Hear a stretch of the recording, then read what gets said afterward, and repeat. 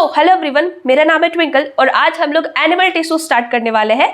तो animal tissue में आज हम लोग इंट्रोडक्शन वाला पार्ट को कवर करेंगे, दैट इज एपिथेलियल टिश्यू, जहां पे टॉपिक आपके एनसीईआरटी बुक में गिवन है, उससे ऊपर जो भी एनसीईआरटी में एक्सप्लेन्ड है उस टॉपिक को हम लोग यहाँ पे समझेंगे, ठीक है। और नेक्स्ट क्लास से हम लोग एपिथेलियल टिश्यू को स्टार्ट करेंगे। तो इंट्रोडक्शन वाला पार्ट को चलो स्टार्ट करते हैं समझना। तो यहाँ पे सबसे पहले आपके एनसीईआरटी में समझाया गया है कि जब हम लोग ब्रीथिंग करते हैं, यानी कि गैसियस एक्सचेंज करते हैं, ऑक्सीजन को अपने अंदर लेते हैं एंड कार्बन डाइऑक्साइड को जब रिलीज करते हैं, तो उस दौरान हमारे चेस्ट में मूवमेंट देखने को मिलता है। दैट इज हमारा चेस्ट ऊपर जाता है एंड देन नीचे आता है, ऊपर जाता है एंड देन नीचे आता है। तो इस प्रकार का जो मूवमेंट है, इसके लिए हमारे बॉडी में कौन रिस्पॉन्सिबल है? तो इसके लिए रिस्पॉन्सिबल है हमारे बॉडी में प्रेजेंट, यानी कि हमारे चेस्ट में प्रेजेंट मसल सेल। तो हमारे चेस्ट में आपको पता है कि रिब्स प्रेजेंट होते हैं, रिब्स ही तो प्रोटेक्ट करता है ना हमारे लंग्स को। तो लंग्स होते हैं, उसको बाहर से कवर करता है रिब्स। तो इन रिब्स के बीच में एक सेल पाया जाता है, एक स्पेशलाइज्ड सेल। स्पेशलाइज्ड का मतलब क्या होता है? जिसका फंक्शन फिक्स्ड हो ना, ऐसे सेल को हम लोग स्पेशलाइज्ड सेल बोलते हैं। तो स्पेशलाइज्ड सेल्स पाया जाता है इन रिब्स के बीच में, जिसे हम मसल बोलते हैं। और इन मसल्स में जो सेल्स प्रेजेंट होते हैं ना, इनमें ही कॉन्ट्रैक्शन और रिलैक्सेशन, यानी कि ये जो मसल में प्रेजेंट मसल सेल है वो कॉन्ट्रैक्ट करते हैं और रिलैक्स करते हैं, कॉन्ट्रैक्ट करते हैं और रिलैक्स करते हैं। इनके ही कारण हमारे चेस्ट में इस प्रकार का मूवमेंट देखने को मिलता है, यानी कि ब्रीथिंग हम इन्हीं मसल्स की मदद से कर पा रहे हैं, ठीक है। ये चीज समझ में आ गया? तो देखो ये सारे लाइन से, when we breathe we actually feel the movement of our chest. Obviously feel करते हैं। ये क्यों हो पाता है? क्योंकि due to presence of specialized cell, जिसे मसल सेल बोलते हैं, और इनमें ही कॉन्ट्रैक्शन और रिलैक्सेशन के कारण ऐसा मूवमेंट हमें अपने बॉडी में देखने को मिलता है। क्लियर है ये फर्स्ट पार्ट? अब देखो दूसरा पार्ट में समझा रहा है कि जब हम लोग ब्रीथिंग करते हैं तो हम लोग इनहेल करते हैं ऑक्सीजन को, ऑब्वियसली ऑक्सीजन को इनहेल करते हैं। अब ये ऑक्सीजन बॉडी में कहां कहां जाता है, किस प्रकार से ट्रांसपोर्ट होता है और अल्टीमेटली कहां तक पहुंचता है, इसके बारे में समझाने का कोशिश किया गया है। देखो जब हम लोग इनहेल करते हैं ऑक्सीजन को, तो ये ऑक्सीजन बेसिकली एक पाइप के थ्रू, एक पाइप की मदद से, इसको हम लोग बेसिकली ट्रैकिया बोलते हैं। तो ट्रैकिया की मदद से हमारा जो ऑक्सीजन है वो हमारे लंग्स तक पहुंचता है, लंग्स तक पहुंचता है इस ट्रैकिया की मदद से। और अल्टीमेटली लंग्स में किस पार्ट में पहुंचता है? ये एल्वोलाई में पहुंचता है। इस तरीके से बहुत सारे बैग लाइक स्ट्रक्चर हमारे लंग्स में प्रेजेंट होते हैं और इनके अंदर ही हमारा ऑक्सीजन अल्टीमेटली पहुंचता है, ठीक है। तो लंग्स के अंदर एल्वोलाई तक पहुंच गया ऑक्सीजन। अब इस ऑक्सीजन का क्या होगा? तो देखो इस एल्वोलाई का हम यहाँ पे जूम करके बनाए हैं एक स्ट्रक्चर। देखो ये एल्वोलाई है, एल्वोलाई में पहुंच गया ऑक्सीजन। अब ये ऑक्सीजन का क्या होगा, इसको एक्सप्लेन कर रहे हैं, ध्यान से सुनना। देखो लंग्स के अंदर बेसिकली बहुत ज्यादा ब्लड सप्लाई होता है। लंग्स के अंदर ही नहीं, जितने भी ऑर्गन्स हमारे बॉडी में प्रेजेंट होते हैं सब में रिच ब्लड सप्लाई होता है, बहुत ज्यादा मात्रा में ब्लड सप्लाई होता है। ब्लड कैपिलरीज बहुत सारे देखने को मिलते हैं। तो इन एल्वोलाइज के अराउंड भी बहुत सारे ब्लड कैपिलरीज प्रेजेंट होंगे। उसमें से एक ब्लड कैपिलरी हम यहाँ पे ड्रॉ किए हैं। ब्लड कैपिलरी कुछ नहीं है बच्चों, ब्लड वेसल ना, मोटे मोटे ब्लड के पाइप को बोलते हैं। और ब्लड कैपिलरीज छोटे छोटे पतले पतले डायमीटर वाले बेसिकली पाइप को हम लोग ब्लड कैपिलरीज बोलते हैं। तो ये एक ब्लड कैपिलरी हम यहाँ पे ड्रॉ किए हैं। तो इसमें क्या होगा, ये जो ऑक्सीजन हमारे एल्वोलाई तक पहुंचा है ना, ये oxygen basically in blood capillaries के अंदर चला जाता है।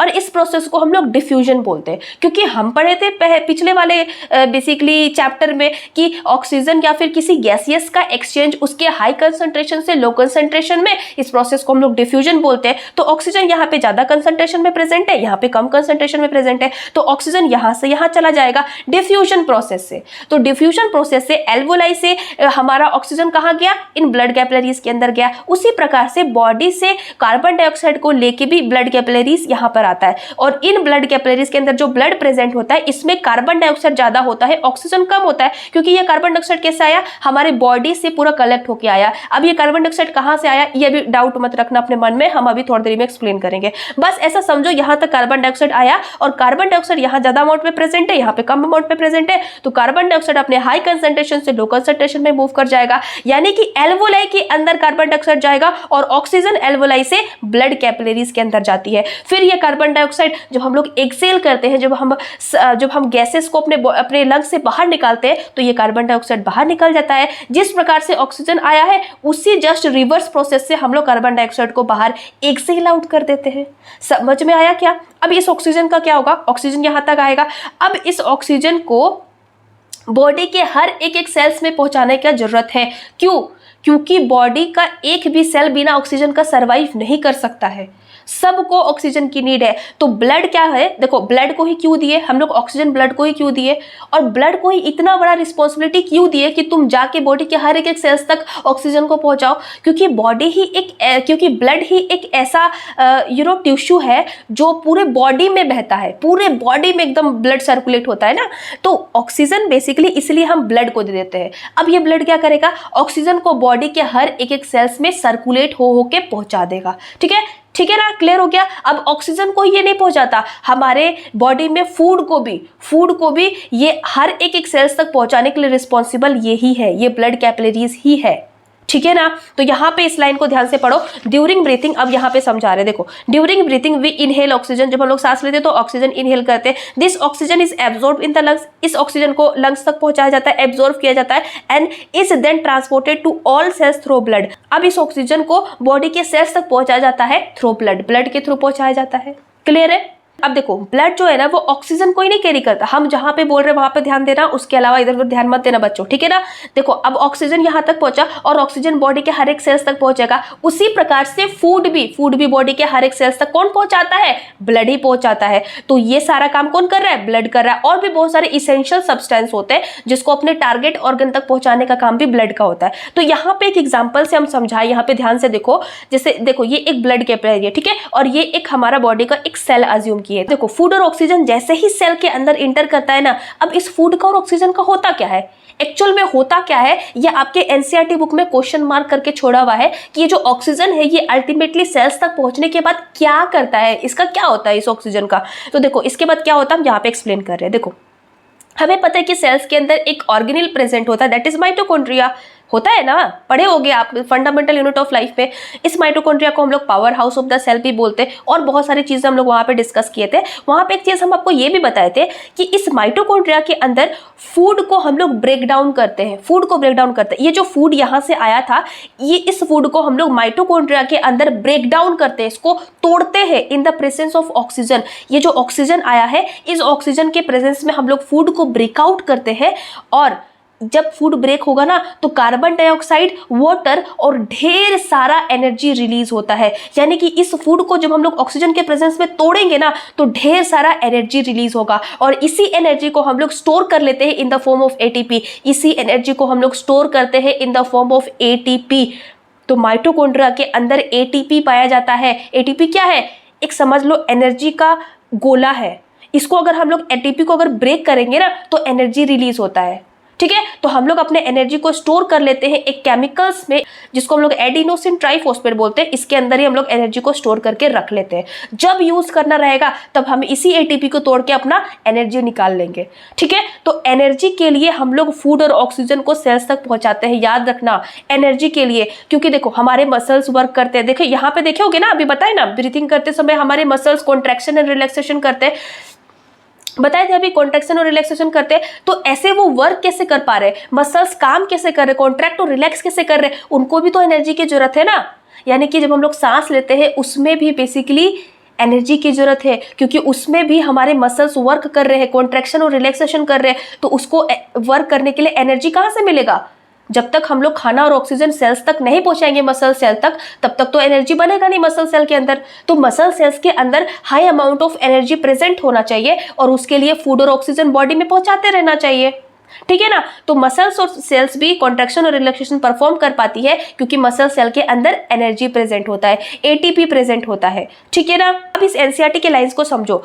Blood carries oxygen, food and other essential substance to each and every cell of the body, हर एक सेल तक पहुंचाएगा। और दूसरा इंपॉर्टेंट पॉइंट ध्यान से सुनो कि इस सेल के अंदर भी बहुत सारे वेस्ट बनते हैं। जैसे जैसे यहाँ पे देखो, इस प्रोसेस के दौरान भी कार्बन डाइऑक्साइड बना, और कार्बन डाइऑक्साइड हमारे सेल्स के अंदर ज्यादा एक्यूमुलेट नहीं होना चाहिए। इस कार्बन डाइऑक्साइड को भी इस सेल से अवे ले जाने का काम, यानी कि इस सेल से उठा के कहीं और ले जाने का काम भी ब्लड का ही होता है। यानी कि सेल्स के अंदर जो भी वेस्ट बनते हैं, एक कार्बन डाइऑक्साइड एक वेस्ट के बारे में बोल रहे हैं, और बहुत सारे वेस्ट बनते हैं इस सेल के अंदर, उस सारे वेस्ट को कैरी आउट, मतलब कि इससे दूर ले जाने का काम भी ब्लड का होता है। ब्लड सारा अपने अंदर ले लेता है सारे वेस्ट को, और फिर दूसरी जगह पे पहुंचा देता है। यानी कि जैसे एग्जांपल जैसे समझो, जैसे कार्बन डाइऑक्साइड जो है ना, कार्बन डाइऑक्साइड माइटोकॉन्ड्रिया के अंदर बना, अब इस कार्बन डाइऑक्साइड को ब्लड में हम लोग ट्रांसफर कर देंगे और ब्लड इसको कैरी करके वापस पता है कहाँ ले जाएगा, इस एल्वोलाई के पास ले जाएगा। और देखो यहाँ पे दिखाई दे रहा कार्बन डाइऑक्साइड यहाँ पे आया, ये कार्बन डाइऑक्साइड कैसे आया, सेल्स के अंदर ये कार्बन डाइऑक्साइड बना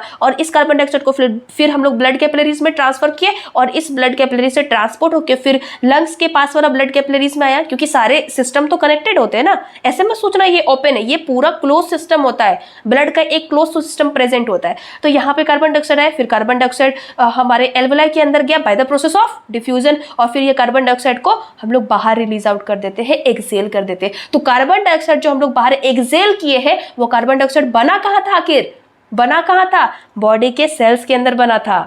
ठीक है ना, देखो यहाँ पे बना था, क्लियर है। तो देखो and also carry waste material. अब देखो कार्बन डाइऑक्साइड को तो लंग्स बाहर हम लोग लंग्स के थ्रू हम लोग बाहर फेंकते हैं कार्बन डाइऑक्साइड को, और भी बहुत सारे वेस्ट बनते हैं, नाइट्रोजनस वेस्ट बनते हैं, वो सारे को हैंडल करने के लिए किडनी प्रेजेंट होता है, और भी बहुत सारे टॉक्सिक सब्सटेंस बनते हैं जिसको डिटॉक्सिफाई यानी कि उसको तोड़ना, उसको टॉक्सिक चीज को, हार्मफुल चीज को हार्मलेस सब्सटेंस में कन्वर्ट करने का काम हमारे लीवर का होता है। तो बहुत सारे चीजों का डिटॉक्सिफिकेशन प्लस उसको बॉडी से बाहर निकालना है, तो ब्लड क्या करेगा, लीवर के पास या तो पहुंचा देगा या फिर किडनी के पास पहुंचा देगा। तो वही लिखा हुआ है, also carry away waste material from them to liver and kidney for disposal, यानी कि बाहर फेंकने के लिए। क्लियर है ये पूरा पॉइंट। तो यहाँ पे एक चीज इंपॉर्टेंट समझना है कि मसल, जिसके बारे में अभी डिस्कस किए, मसल बोले थे ना कि चेस्ट में मसल्स प्रेजेंट होते हैं और भी बॉडी के बहुत सारे पार्ट्स में मसल्स प्रेजेंट होते हैं। तो मसल और ब्लड ये दोनों ही टिश्यूज होते हैं जो हमारे बॉडी में पाए जाते हैं।